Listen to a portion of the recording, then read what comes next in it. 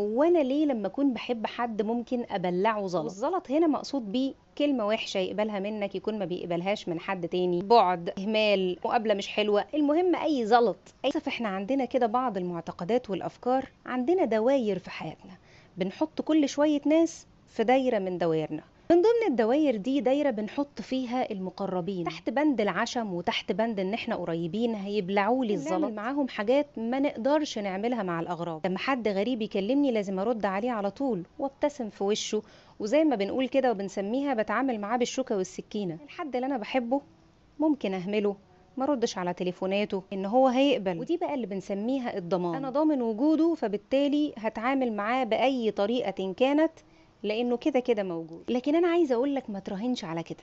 اللي بيبلع لك الزلط النهارده ممكن بعد شويه زوره يوجعه ويحس انه محتاج يبلع نعومه، يشتاق للطعم الحلو بدل الزلط والدبش اللي هو عمال يبلعه منه، فيبدا يبعد ويدور على النعومه في مكان تاني. وبعد ما كنت انت حبيبه اللي ممكن يبلع لك اي حاجه، بعد شويه هيلاقي حبيب تاني يحس بوجوده ما يهملوش.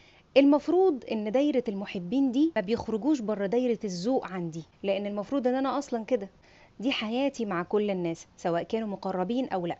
واللي بخرجه بره دايرة الذوق تحت بند ان انا ضامن وجوده بعد شوية مش هيبقى موجود.